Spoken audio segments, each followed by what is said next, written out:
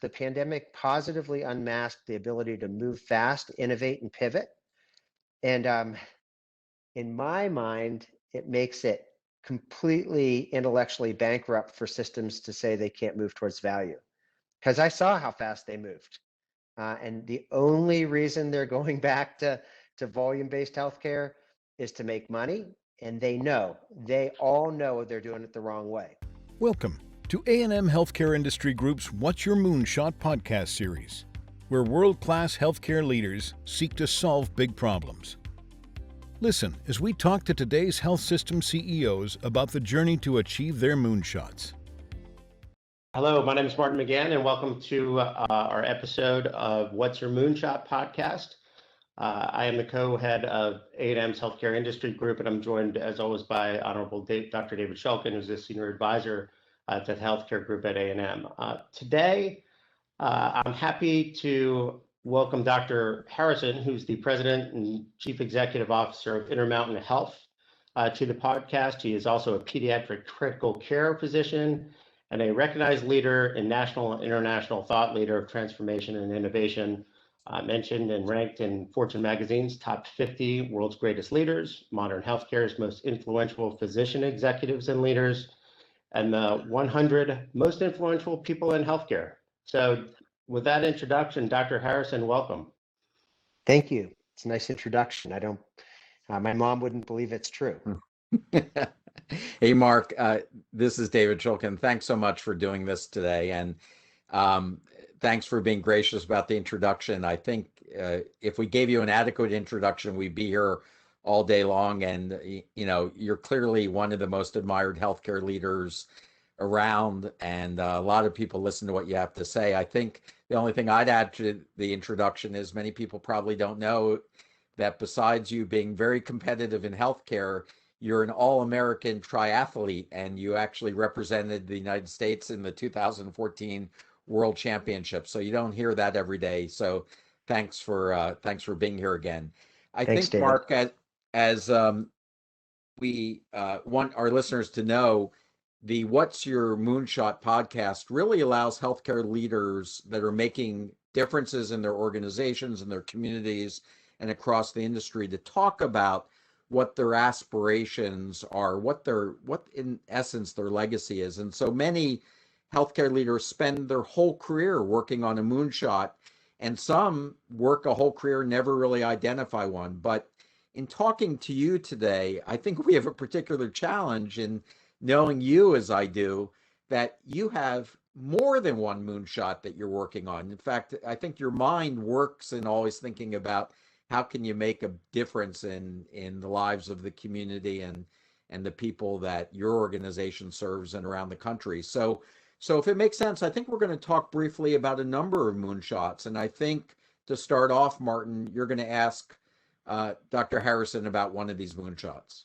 Yeah. Thanks, Dr. Shulkin. I know, Mark, one of your many moonshots, as Dr. Shulkin pointed out, is really making healthcare affordable. And maybe you could start by just describing kind of where this passion started, where it came from, and kind of how you would envision describing what that moonshot is around affordable healthcare.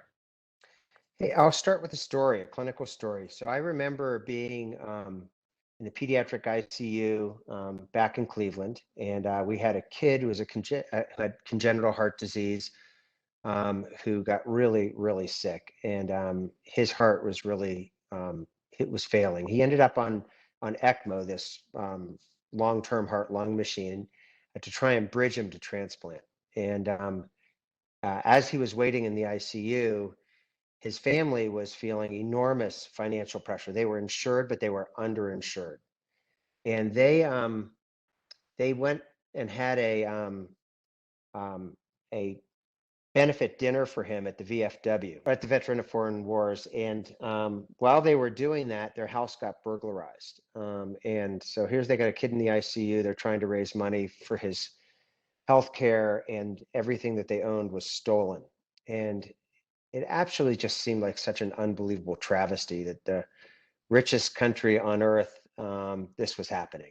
And understanding how much waste there is in healthcare, so many things that don't need to be done. There's plenty of money to do the fancy stuff if we do the basics right. And that's where this really came from. And, when you hear that, Americans' biggest concerns about healthcare is how am I going to afford it? It's not whether I'm going to get better or not.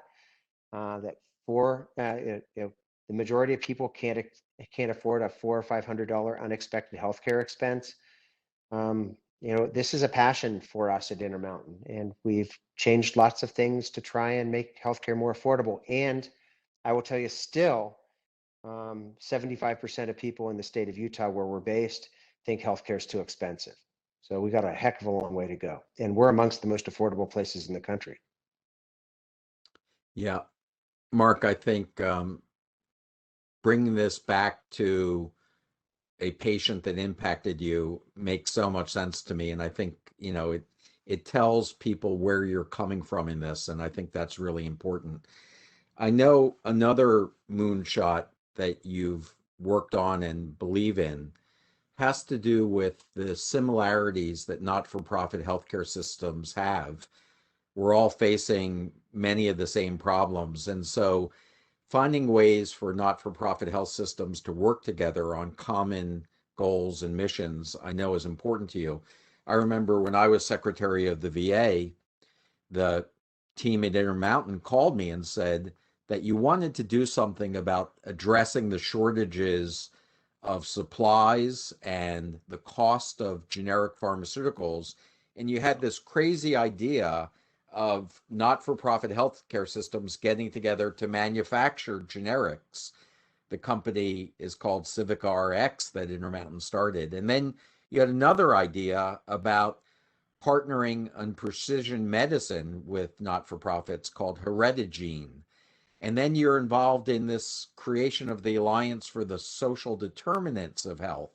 So can you talk about what your hopes and goals and aspirations are about healthcare systems working together to make healthcare better and how you might approach that? Well, thanks. I can't take credit for any one of those. If I have a style, it's to unleash the people around me, and I've surrounded myself by really talented folks. Look, one of the things you learn if you're really honest about capability is that we can get a lot more done by partnering with the best in the world. And in the case of Civica RX, we've got Martin Van Trieste, who was the chief quality officer for Amgen, to come and run the company. And he's done an absolutely spectacular job. In the case of Heredigene, we're working with Decode Genetics, the best population genomics company in the world, based in Reykjavik, Iceland. And by the way, we've now sequenced 60,000 people in a year, collected and sequenced, and we're starting to get real results out of this. So, it's for me, it's really about little d democratization of healthcare, making things both transparent and affordable and empowering to regular people. And I think that's the right thing to do. I read a recent set of statistics that said 60% of Americans think actually healthcare was designed to be confusing. It's that bad. And that's just not right. And so we try and pick away at that relentlessly every day. Mark, I'm going to go back because I'll echo David's point about your personal story. And I think healthcare is unique in the fact that it's an industry that really does impact and affect all of us, right? Even if you're in the healthcare business or you're always going to have some family member or some part of your life that's impacted by this. So your story resonates. Now, in going back to that story that's driven your passion for affordable care, you know, we're in the business of healthcare. There is a business of healthcare, and that business sometimes is measured by either the ability to reinvest and measure quality. How do you balance when you're looking at affordability? And your point about transparency is a good one, but how do you balance the quality aspect with the affordability? Or do they need, are they counterbalanced, or is that something that you try to align either through kind of partnerships or what you were talking about with Dr. Shulkin? Great question. Look, I think by and large, oftentimes the higher quality care is the less expensive care, Martin. Because it's high reliability, it's predictable, it follows pathways, it's evidence-based. There's decreased unnecessary utilization of imaging and surgery and laboratory often. And it ends up, by the way, it may not be that high value intervention may actually not be the absolute cheapest thing, but it's important to get it right and only do things once. So I think sometimes people conflate affordability and poor quality. Clearly, if something is cheap, it must not be of high quality. And in fact, I think the opposite is often true. And David, I'd actually welcome your thoughts on this. I mean, this has been a big part of your career as well. Yeah. Yeah, I think you're right. One of the things, Mark, that we have a issue with in running not-for-profit healthcare systems is that we don't have a stock price. So it's not as easy for us as leaders to talk about how we're doing as an organization. And so it's not about whether you can do things cheaper. It's really the goal, and the stock price that we have is how many people's lives can we impact. And so, when you think about people that you touch and you keep healthy, I know you've talked about the importance of health equity and decreasing some of the barriers to access in communities that have traditionally been challenged. How do you tell your organization, tell your board whether you're being successful or not? Do you look at it in terms of the number of people that you touch, the number of life years that you extend, an affordability measure? How do you describe when you reach a goal or not? So, look, David, as you know, we're a very metrics-driven organization, but we always try and connect the human to the metric. We're not just chasing numbers; we're chasing people's lives. When we, after George Floyd was murdered, and we really started to buckle down and take a hard look at ourselves, and found ourselves wanting, as many folks did. We took really substantive changes, including our operating model. So we changed our values and our fundamentals that we actually build our goals around to include equity. And so now we've built out a number of things. So whether it is looking at the first year turnover of people of color and whether we're retaining them or not, when there are caregivers, whether we are looking at in the COVID pandemic, what are our immunization rates in predominantly Black or brown communities? And interestingly, when we started to immunize, we found that in white communities, we quickly went up to 45, 50%. And in our Latinx communities, we were stuck around 15%. We fixed that when we put community health workers in place and folks who spoke Spanish, and did the really, none of it was very fancy, right? But it was very focused, and now we have pretty much equivalent immunization rates. So our board is deeply interested in and supportive of this work, but we've kind of taken it on in the same way that we take on safety and quality. It's everybody's problem. It's not the chief equity officer problem. It's everybody's problem if we're not taking good care of people. And I think, we talk about this in pretty unvarnished ways that are not sensational, and they're not the least bit political. You can, as a health system leader, you can do almost anything if you frame some of these issues in terms of public health. And that's what we do. Suicide, opioid misuse. We've now taken about 10 million pills out of the communities we serve by changing prescribing practices around opioids. And in this case, equity. Yeah. Mark, I think that that's a really important way that leaders should look at the role of the health system tackling some of those public health issues the way that Intermountain does. I know that the pandemic has been challenging for many, many health systems, including Intermountain, but one of the unique parts of Intermountain that I think allowed it to weather through the pandemic in a way has been that so much of what you do is part of being a provider system, but also being a payer, having your own health plan. And so when you look at the changes that the pandemic is going to leave on the communities that you serve and the way that you're going to lead your organization, are there some lessons that you learned from the pandemic that are going to be long lasting for your organization?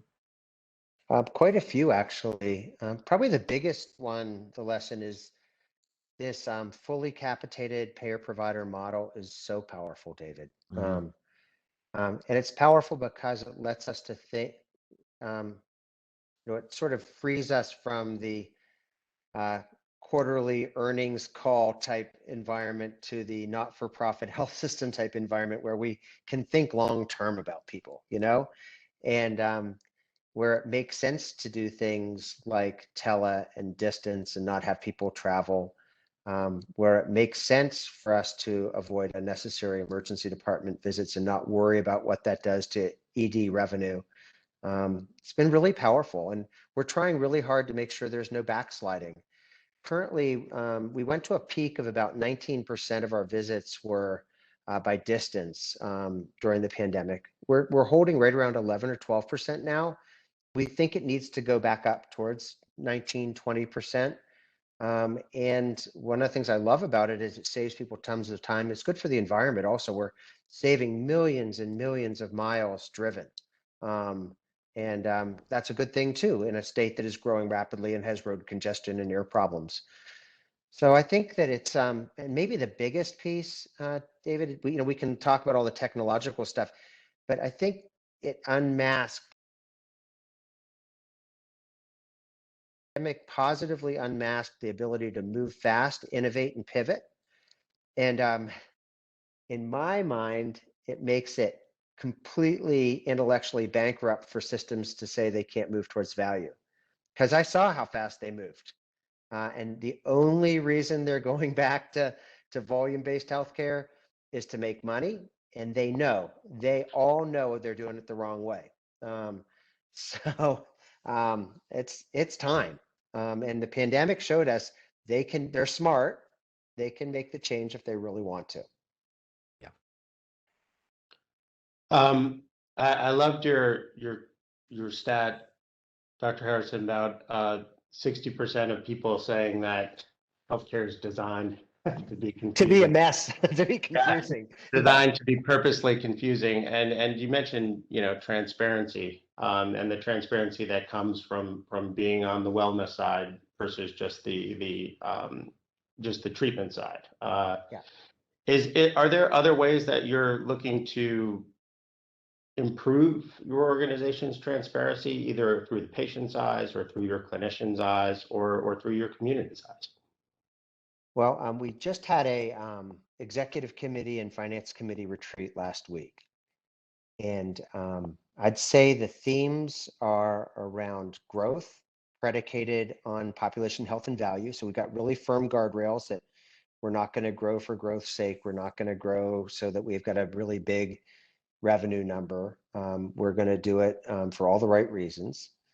We're going to be asset appropriate, so light wherever we can, and then build the bare minimum of hard assets to serve a community well. And then it's consumerism powered by digital. We are rapidly moving towards a hybrid health system where lots of things are delivered by distance and digital, and lots of things are delivered in person. And so those are the themes. We do have a digital front door that we launched officially 1 year ago exactly, and we've now had over 500,000 downloads and 70 million interactions on it. So and probably 1 million of those are for me and my healthcare problems. I'm a super user of the app, but I think we're heading in the right direction, and watch for us to partner deeply to really accelerate that. I think the folks who are trying to do this themselves are crazy. Well, there's a lot. Again, I think Dr. Shulkin's introduction of numerous moonshots was beyond accurate. There's a lot that you've gone through today, and first of all, again, just thank you for being part of this series. I think Oh, it's a pleasure. I'm honored. but I think not only our clients and our internal people are dealing with a lot of how you pivot out of coming out of this pandemic, and what are the opportunities for us that what has been a very tough and difficult year and a half for numerous communities, the country, the world. How do you not waste this opportunity to make change and really use that ability to pivot is critical, and that's what we're thinking about. And again, very appreciative of kind of your perspective on it and your time as well. Thanks, Martin. Intentionality is a good thing. And I'm sure your clients are folks who are really intentional. And I think it helps when the intentionality incorporates something beyond traditional financial statements. I mean, great leaders and great organizations, they create real social equity at the same time as they create financial equity. And I think with that comes a sense of urgency that is, it's actually exciting, and it's refreshing, and it's inspiring to others. It becomes a flywheel of making good change. So I bet they're thinking a lot about that, and I look forward to seeing what they end up doing. Absolutely. Marc, thanks so much. Really appreciate your time this morning, and great to see you. It's good to see you, my friend. Thanks. Martin, Yeah. pleasure. Bye-bye. Thanks so much. Bye-bye.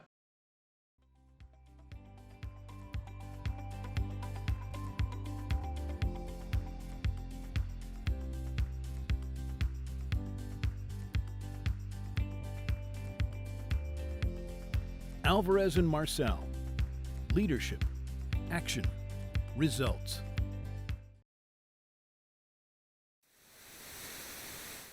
Martin, one of the things that really impresses me about Dr. Harrison is his leadership style. One of the first things he did was to give credit to his team and really talk about how the accountability for many of the measures that he focuses on go beyond the title of a person, but have to be owned by everybody on the team. Yeah, I think that's right. And if you even boil it down to, the very personal stories that he talked about, the personal health stories that, outlined his vision is a lot more than just what is the metric, because in healthcare, we're great at metrics, whether it be financial or otherwise.